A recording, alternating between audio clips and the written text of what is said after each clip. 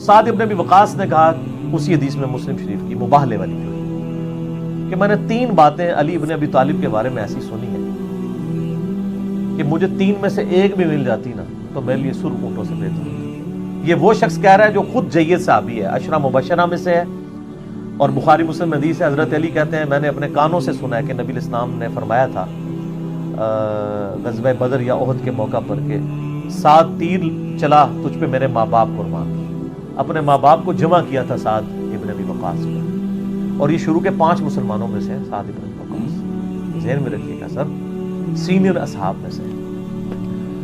تو سعد ابن ابی وقاص رضی اللہ تعالی عنہ کہتے ہیں مجھے تو علی ولی 3 میں سے ایک فضیلت بھی مل جاتی تو بہت تھی۔ پھر انہوں نے کہا پہلی فضیلت سنو کہ غزوہ تبوک کے موقع پر نبی صلی اللہ علیہ وآلہ وسلم نے عورتوں اور بچوں پر سیدنا علی کو اپنا نائب کے طور پہ چھوڑا، اور انہوں نے سیدنا علی رو پڑے کہ یا رسول اللہ میں اکیلا مجھے یہاں چھوڑ کے جا رہے ہیں، یہ پہلا اور آخری موقع تھا کہ آپ کسی غزوے میں شریک نہیں ہوئے نبی علیہ السلام۔ تو آپ علیہ السلام نے ان کی دل جوئی کے لیے فرمایا کہ کیا علی تیرے لیے یہ فضیلت کافی نہیں کہ تیری میرے ساتھ وہی نسبت ہے جو ہارون کی موسیٰ کے ساتھ تھی، مگر میرے بعد کوئی نبی نہیں۔ تو اگر مولا علی نبی نہیں تو غلام احمد قادیانی دجال کہاں سے نبی بن سکتا ہے؟ ٹھیک ہے، اچھا اب قرآن پاک میں اللہ تعالیٰ سے دعا مانگ کے جو اپنا ساتھی لیا تھا حضرت موسیٰ علیہ السلام نے، وہ ہارون علیہ السلام تھے، ان کے بھائی نبی تھے، وہ اس لیول کا سپورٹیو سیدنا علی تھے نبی علیہ السلام کے ساتھ۔ وہ طور پہ گئے تو موسیٰ علیہ السلام ہارون علیہ السلام کو چھوڑ گئے، نبی علیہ السلام تبوک پہ گئے تو مولا علی کو چھوڑ گئے۔ پھر کہا معاویہ دوسری فضیلت سن، غزوہ خیبر کے موقع پر آپ صلی اللہ علیہ وآلہ وسلم نے فرمایا تھا، فتح نہیں ہو رہی تھی، آپ فرمایا کل میں ایک ایسے شخص کے ہاتھ میں جھنڈا دوں گا جو اللہ اور اس کے رسول سے محبت کرتا ہے اور اللہ اس کے رسول اس سے محبت کرتے ہیں، یہ اس سے بڑی بات ہے۔ ہم تو سارے کہتے ہیں ہم اللہ رسول سے محبت کرتے ہیں، سر ہمیں یہ سرٹیفکیٹ اگر مل جائے کہ اللہ اور اس کا رسول بھی ہم سے محبت کرتا ہے، تو اس حدیث کے الفاظ ہیں، سعد ابن ابی وقاص کہتے ہیں ہمیں پوری رات نیند نہیں آئی کہ وہ خوش نصیب کون ہوگا۔ تو صبح ہوئی تو نبی علیہ السلام فرمایا علی کدھر ہے؟ تو آشوب چشم تھا، نبی علیہ السلام نے اپنے مبارک لعاب دہن ان کی آنکھوں میں لگایا، دعا دی، اللہ تعالیٰ نے فتح دے دی۔ اچھا یہ جو حدیث کے 2 پورشن ہے نا، یہ دونوں تیری میرے ساتھ وہی نسبت ہے جو ہارون کی موسیٰ کے ساتھ اور خیبر والی، یہ دونوں حدیثیں بخاری میں بھی ہیں، مولا علی کے فضائل والے چیپٹر میں شروع میں یہ 2 حدیثیں ہیں، اور مسلم شریف میں ایک اور طریقہ ہے کہ ابو ہریرہ رضی اللہ تعالیٰ عنہ کہتے ہیں، جس کے بارے میں آپ لوگوں کے ہاں پایا جاتا ہے کہ بغض اہل بیت، میرا اس پہ بھی کلپ چڑھا ہوا ہے۔ ابو ہریرہ روایت کر رہے ہیں کہ میں نے عمر ابن خطاب سے خود سنا تھا، صحیح مسلم میں ہے، سر پریشان نہیں ہونا، یہ ساری حدیثیں 5e کے اندر موجود ہیں، ٹھیک ہے، جو کچھ میں بیان کر رہا ہوں۔ میں نے سنا تھا سیدنا عمر سے کہ وہ کہا کرتے تھے کہ مجھے پوری زندگی کبھی امارت کی خواہش نہیں ہوئی کہ مجھے امیر بنایا جائے، سوائے خیبر کے موقع پہ جب آپ نے فرما دیا کہ میں اس کے ہاتھ میں جھنڈا دوں گا جو اللہ اور اس کے رسول سے محبت کرتا ہے، اللہ اور اس کے رسول اس سے محبت کرتے ہیں، تو میری بھی خواہش ہوئی کاش مجھے مل جائے۔ تو یہ سیدنا عمر کا قول صحیح مسلم میں حضرت ابو ہریرہ روایت کر رہے ہیں، اسی یعنی انہی احادیث کے اندر۔ تو یہ دوسری فضیلت تھی۔ پھر ان کا معاویہ تیسری فضیلت سن، جب نجران کے عیسائیوں کا وفد آیا اور نبی الاسلام نے ان پہ دلائل تمام کر دیے، پھر مباہلے کے لیے اللہ تعالیٰ کی طرف سے آیات نازل ہوئی، سورہ ال عمران آیت نمبر 61۔ تو نبی الاسلام سیدنا علی، حسن، حسین اور فاطمہ علیہ السلام اجمعین کو لے کر آئے اور اللہ کے حضور دعا کی، اللہم ہؤلاء اہل بیت، اے اللہ یہ میرے اہل بیت ہیں۔ تو یہ آخری مباہلے والا پورشن سناتے ہیں کہ حدیث کب بیان کی سعد ابن ابی وقاص نے، اس کے ساتھ کیا کیا چیزیں جڑی ہوئی تھی، وہ سر انجینئرنگ کے دور میں صرف بیان ہوتی ہیں۔ جب تک یہ انجینئرنگ کا دور شروع نہیں ہوا تھا نا، اس وقت تک یہ ساری کی ساری چیزیں قبض میں تھیں، اب بست ہو چکا ہے، کھل چکا ہے سب۔ تو یہ پھر پوری کی پوری حدیث اس طریقے سے آپ دیکھ لیں کہ جو غدیر خم کی حدیث ہے نا، حدیث ثقلین عربی میں کہتے ہیں 2 بھاری چیزوں کو، وہ مسلم شریف میں ہم نے اپنے منہج میں بھی لکھا ہے۔ مسلم شریف میں اوپر تلے 4 حدیثیں ہیں، انٹرنیشنل نمبر کے مطابق 6225 سے 6228 تک۔ نبی الاسلام نے اپنی وفات سے 2 سے 2.5 مہینے پہلے مکے سے مدینے آتے ہوئے حجۃ الوداع سے واپسی پہ خم نامی گاؤں میں ایک خطبہ دیا، 17 یا 18 ذوالحجہ کون سا بنتا ہے جی؟ 17 ذوالحجہ 18 ذوالحجہ. تو وہ اس حدیث میں جو غدیر خم کی مسلم شریف میں آتی ہے. اب یہ دیکھیں ہماری مین سٹریم کی کتاب میں تھی مسلم شریف میں. تو نبی علیہ السلام نے خطبہ دیتے ہوئے فرمایا لوگوں آگاہ ہو جو میں بھی ایک انسان ہوں, قریب ہے کہ اللہ کا قاصد یعنی موت کا فرشتہ میرے پاس آئے اور میں اس کی دعوت قبول کر لوں. میں اپنے بعد تم میں 2 بھاری چیزیں چھوڑ کے جا رہا ہوں. ان میں سے پہلی چیز اللہ کی کتاب ہے. تم اللہ کی کتاب کو پکڑو, اس میں ہدایت ہے, اس میں نور ہے. اس کتاب کو پکڑو, اپنا تعلق اس کتاب کے ساتھ مضبوط کرو. اللہ کی کتاب اللہ کی رسی ہے, جو اسے پکڑے گا وہ ہدایت پہ ہوگا, جو چھوڑ دے گا گمراہ ہو جائے گا.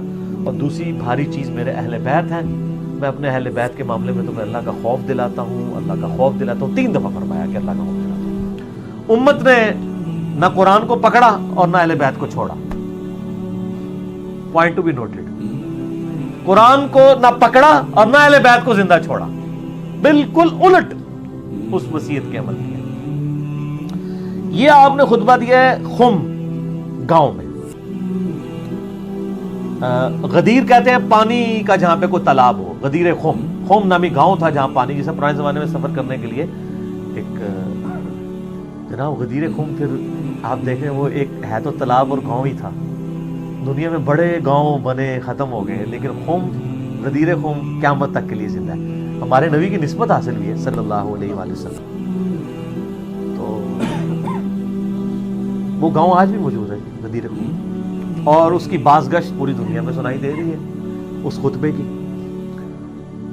وہ اصل میں آپ نے وہاں پہ صرف اہل شام اور اہل مدینہ رہ گئے تھے. آپ کو مستقبل کی خبریں اللہ نے بتا دی تھی. اس کے والے سے آپ امت کو آگاہ کر رہے تھے کہ میں اہل بیت کے بارے میں تمہیں اللہ کا خوف دلاتا ہوں. مسلم شریف میں اتنی حدیث ہے, لیکن یہ حدیث سنن نسائی الکبریٰ کے اندر بھی موجود ہے, مسند احمد میں بھی موجود ہے, جامعہ ترمذی میں بھی اس کا کچھ پورشن موجود ہے, امام ابن عاصم کی کتاب السنہ کے اندر بھی موجود ہے, مجموع الزوائد کے اندر بھی. مین سٹریم کے اہل سنت کے آلموسٹ کئی کتابوں میں یہ حدیث موجود ہے. المعجم الکبیر طبرانی کے اندر بھی موجود ہے. پھر آپ علیہ السلام نے اس موقع کے اوپر مولا علی کا ہاتھ پکڑ کے صحابہ میں بلند کیا اور کہا من کنت مولاہ فہذا علی مولاہ. اور اس سے پہلے آپ نے آیت تلاوت کی النبی اولا بالمؤمنین من انفسہم وازواجہ امہاتہم. نبی علیہ السلام مومنین پر ان کی جانوں سے بڑھ کر حق رکھتے ہیں اور نبی کی بیویاں امت کی مائیں ہیں. پھر آپ نے صحابہ سے پوچھا یار کہ اے میرے صاحب, اس آیت کے تحت کیا تم میرا حق ولایت یعنی میرا جو حق ہے تم پر قربت کا وہ مانتے ہو؟ صاحب نے کہا بلا یا رسول اللہ کیوں نہیں. پھر آپ فرمایا من کنت مولا ہوں, جو پھر مجھے مولا مانتا ہے, مجھے اپنا آقا مانتا ہے, مجھے اپنے جان سے بڑھ کر عزیز سمجھتا ہے, تو پھر مولا علی کو بھی وہ مانے. پھر آپ نے اسی حال میں دعا کی اے اللہ اس سے محبت رکھ جو علی سے محبت رکھے, اس سے بغض رکھ جو علی سے بغض رکھے. یہ تو خیر الگ سے صحیح مسلم میں بھی حدیث ہے 240. مولا علی کہتے ہیں کہ مجھ سے نبی امی نے یہ عہد لیا تھا, اس ذات کی قسم جس نے جو ہے وہ دانے کو پھاڑ کر اناج اگایا اور مخلوقات کو پیدا کیا, نبی امی نے مجھ سے یہ وعدہ لیا تھا کہ اے علی تجھ سے محبت نہیں رکھے گا مگر مؤمن, اور تجھ سے بغض نہیں رکھے گا مگر منافق. صحیح مسلم 240. سیدنا علی کی جنگیں تینوں ہی مسلمانوں کے خلاف ہوئی ہیں, ان مسلمانوں کے جنہوں نے حاکم وقت کے خلاف بغاوت کی ہے. یہی وجہ ہے کہ سیدنا علی رضی اللہ تعالیٰ عنہ کی تمام جنگوں پہ آپ کو بخاری مسلم میں درجنوں احادیث مل جاتی ہیں. اور یہ میں نے جو واقعہ کربلا والا ریسرچ پیپر لکھا ہے 5B جس میں 200 احادیث میں نے جمع کی ہیں, میں اکثر جس کا تعارف کرواتا ہوں, اس میں جنگ جمل صفین نہروان کے اوپر درجنوں احادیث بخاری مسلم سے موجود ہیں.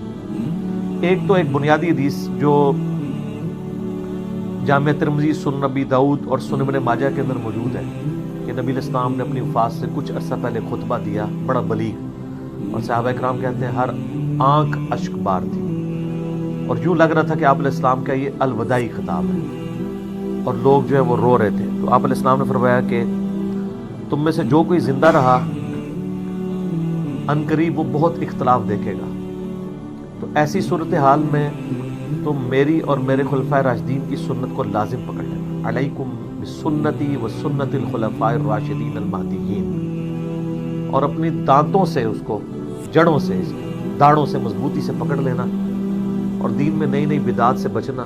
ہر بدعت گمراہی ہے, اور سنن نسائی میں الفاظ ہے کہ ہر گمراہی دوزخ میں لے جاتی ہے. تو خلفائے راشدین کی سنت کو پکڑنا اور ان کے مخالفین को अहले बिदत कहना, ये नबी इस्लाम ने खुद फरमाया। ये बिदत की जो बुनियादी डेफिनेशन जो है, ये कुल्लु बिदअतिन दलाला व कुल्लु दलालतिन फिन्नार, ये है ही बेसिकली खुलफाए राशिदीन के खिलाफ है। इसी कॉन्टेक्स्ट में हम सैयदना उस्मान गनी रज़ी अल्लाह तआला अन्हु के खिलाफ जो बगावत करने वाले हैं उनको भी बिदअती शुमार करते हैं, और सैयदना अली के खिलाफ जो बगावत करने वाले हैं उनका ये अमल भी बिदअत है। और सैयदना अली के हवाले से तो दर्जनों अहादीस मौजूद है, मैंने इस पेपर में डाली है।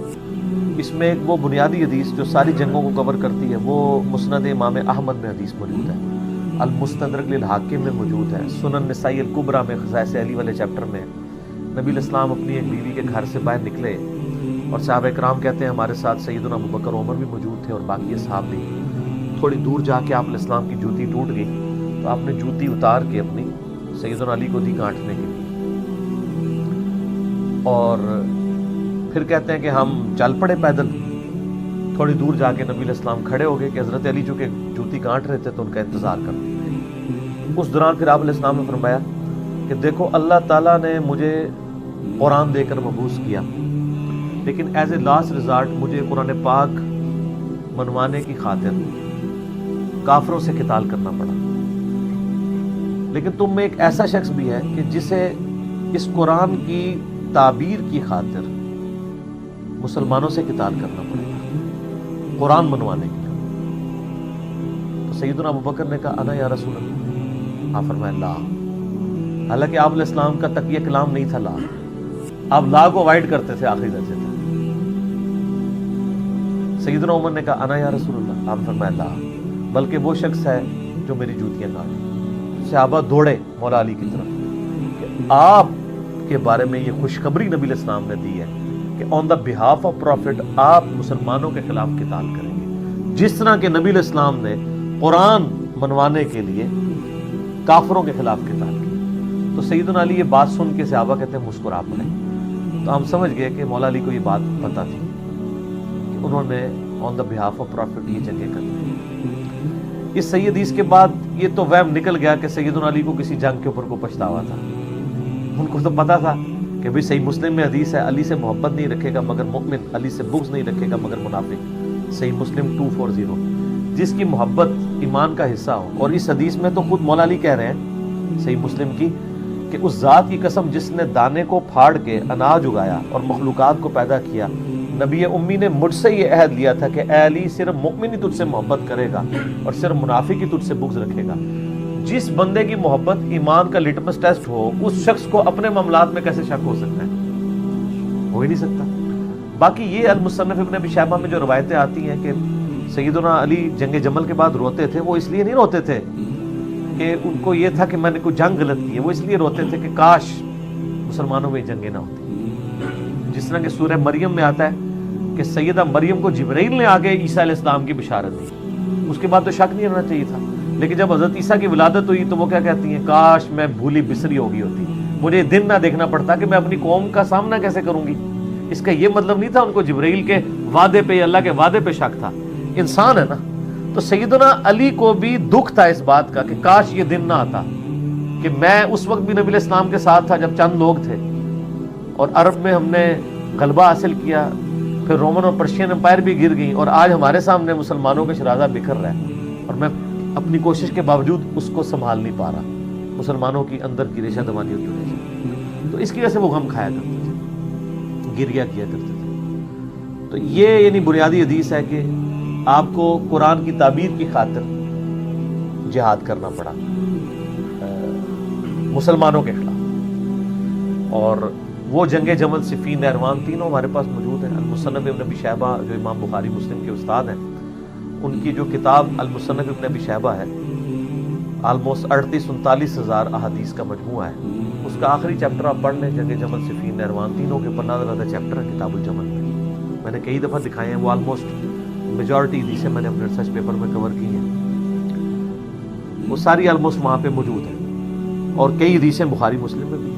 आप जंग जमल के बारे में जो सैयदा आयशा और सैयदना तलहा और ज़ुबैर रज़ियल्लाहु अन्हुम अजमईन का जो मामला हुआ, वो डिटेल तरफ है मेरे, उसके ऊपर जंग जमल के ऊपर क्लिप लाखों लोगों ने देखे हैं, वो आप देख सकते हैं। मुस्नद अहमद में हदीस है, मजमू ज़वाइद में है, अल-मुस्तदरक लिल हाकिम में और कई किताबों में। کہ نبی علیہ السلام نے فرمایا میری اس بیوی کا کیا حال ہوگا جس پہ حوب کے کتے بھونکیں گے. حدیث حوب پہ میرا کلپ لاکھوں لوگوں نے دیکھا یوٹیوب پہ دیکھا. سیدنا علی کی شفقت کی وجہ سے حضرت عائشہ کی بھی جان بخشی ہوئی. انہوں نے بڑی عزت کے ساتھ ان کو واپس ان کے بھائی محمد بن ابی بکر کے ساتھ بھیج دیا. اب بھائی ان کا محمد بن ابی بکر حضرت علی کے ساتھ تھا کیونکہ اس کی پرورش ساری حضرت علی نے کی تھی. حضرت بکر صدیق کی جو ایک بیوی تھی نا اسما بنت امیس, حضرت بکر کی وفات کے بعد ان سے نکاح کر لیا تھا مولا علی نے, اور اسی سے محمد بن ابی بکر تھا. محمد بن ابی بکر کی اس وقت عمر آلموسٹ ہوگی کوئی 5-6 سال. اس وقت سے پھر حضرت علی نے ان کی پرورش کی ہے, اور وہ سیدہ عائشہ کو خیمے میں جا کے سمجھاتا تھا کہ آپ یہ غلط طرف جا رہی ہیں. بعد میں حضرت عائشہ روتی تھی, صحیح بخاری میں آتا ہے, اور کہتی تھی مجھے میری سوکنوں کے ساتھ دفن کرنا, میں نہیں چاہتی کہ نبی علیہ السلام ابو بکر عمر کی وجہ سے لوگ میری تعریف کریں. اور مصنف ابن ابی شیبہ میں موجود ہے کہ مجھے نبی علیہ السلام کے بعد مجھ سے ایک ایسا نیا کام سرزد ہو گیا. اب میں بدعت کا لفظ نہیں بولتا, اردو میں ترجمہ کر دیتا ہوں, یہ والا معاملہ. اور اس پہ شیخ البانی نے باقاعدہ سلسلہ حدیث صحیحہ میں کمنٹس کیے کہ اس نئے کام سے مراد ان کا جمل کے لیے نکلنا تھا. قرآن میں موجود ہے نبی کی بیویوں گھروں میں ٹھہری ہو, تو ان کو اس بات کا غم تھا کہ مجھ سے یہ غلط کام ہوا ہے. اور یہ یعنی جنگ جمل کے حوالے سے واضح حدیث موجود ہے. پھر عمار بن یاسر والی حدیث تو بخاری مسلم دونوں میں ہے کہ سیدنا عمار بن یاسر کو نبی علیہ السلام نے دیکھا غزوہ خندق کے موقع کے اوپر یا مسجد نبی کی تعمیر کے دوران. باقی لوگوں نے ایک ایک پتھر اٹھایا ہوا ہے اور انہوں نے 2 بھاری پتھر اٹھائے ہوئے ہیں, یعنی اتنے وہ دین کے لیے جذبہ کرنے والے تھے. نبی علیہ السلام نے ان کی مبارک داڑھی سے مٹی جھاڑی اپنے ہاتھوں سے, اور پھر کہا وائے عمار عمار افسوس ابن سمیہ تجھے ایک باغی جماعت قتل کرے, تو انہیں اللہ اور جنت کی طرف بلائے گا, وہ جماعت تجھے دوزخ کی طرف بلائے گی. یہ الفاظ اتنے سخت ہیں کہ زبیر لزئی رحمہ اللہ تعالیٰ مجھے خود کہتے تھے علی بھائی میں کام جاتا ہوں جب یہ الفاظ پڑھتا ہوں کہ میں اس کی تفسیر کیا کروں کہ وہ جماعت تجھے دوزخ کی طرف بلائے گی. تو اس پہ تو اتفاق ہے کہ وہ جماعت کون سی ہے. اگلے دن میں وہ بریلویوں کے ایک ناسبی مولوی کو سن رہا تھا, تو وہ اس کو کمپیئر کر رہا تھا حضرت زبیر کے ساتھ کہ حضرت زبیر, جب آپ کو پتہ نا سلسلہ حدیث صحیحہ میں شیخ البانی میں ساری روایتیں بھی جمع کی ہیں حاکم کے ریفرنس سے کہ جب حضرت زبیر جنگ جمل کے لیے آئے نا تو حضرت حسن ابن علی نے بتایا کہ آگے حضرت زبیر بھول گئے. قرآن میں آتا ہے کہ حضرت یوسف علیہ السلام نے جو 2 قیدی تھے, ایک قیدی کو جب آزادی ہونے لگی جس کی بشارت حضرت یوسف نے دی تھی اور کہا تھا اپنے بادشاہ سے میرا ذکر کرنا, یہ تو کبھی بھولنا ہی نہیں چاہیے تھا اس کو تو 9 سال وہ بھول آ رہا. تو حضرت زبیر بھی بھول گئے تو کوئی ایسا مسئلہ نہیں. اگر کوئی اس حدیث پہ اعتراض کرتا ہے تو قرآن میں تو اس سے بھی بڑا واقعہ ہے, اس کا بھی آپ مذاق اڑائیں گے. یہ ہو سکتا ہے شیطان جب بھلا دے تو وہ حضرت علی کے فوجی نے جا کے قتل کر دیا. جب حضرت علی کو خبر پہنچی تو انہوں نے کہا کہ میں زبیر کے قاتل کو جہنم کی بشارت دیتا ہوں, کیونکہ نبی علیہ السلام نے فرمایا تھا کہ زبیر کا قاتل دوزخ میں ہے. تو وہ شخص پھر کہنے لگا ہم آپ کی خاطر, ان کا میں نے تمہیں بھیجا تھا اسی لیے طاعت امیر کا حکم ہے. تو وہ پھر خارجیوں میں شامل ہو گیا. تو وہ ناسبی مولوی جو ہے نا وہ بریلویوں کا, وہ کہتا ہے کہ جی اس بنیاد پہ پھر آپ حضرت علی کی پارٹی کو بھی پھر دوست کی پارٹی کہیں, کیونکہ حضرت علی نے خود ہی کہا کہ زبیر کا قاتل جو ہے وہ دوست کی ہے. زبیر کے قاتل کو دوست کی کہا ہے نا, اس قاتل کی جماعت کو تو دوست کی نہیں کہا, اس کو تو مولا علی خود کہہ رہے ہیں. یہاں الفاظ ہے کہ عمار کو ایک باغی جماعت قتل کرے گی, اس پوری پارٹی کو جو مولا علی کے خلاف کھڑی ہے باغی جماعت دوزخ کی طرف لانے والی کا. تو آپ دیکھیں چھوٹے چھوٹے فرق کے ساتھ یہ منطق لڑا کے کس طرح انالوجی سیم بنانے کی کوشش کرتے ہیں. ٹھیک ہے, تو یہ کیا سمجھتے ہیں لوگ گھاس کھاتے ہیں. ہمیں نہیں پتا کہ آپ 2 بالکل ڈیفرنٹ چیزوں کو ایک بنا کے پیش کر رہے ہیں. تو یہ کلپ میں نے حالیہ دنوں میں دیکھا تو وہ ایک ٹی وی چینل پہ, ایک انگلینڈ سے ٹی وی چینل چلتا ہے, تو وہ ناسبی بیٹھ کے تو اس طرح کی باتیں کر رہا تھا. تو جاہل آدمی مطلب پتہ ہی نہیں ہے کہ 2 چیزوں ڈیفرنٹ چیزوں کو آپ ایک طرف ایک انڈیویجول ہے, ایک طرف پوری جماعت کو کار.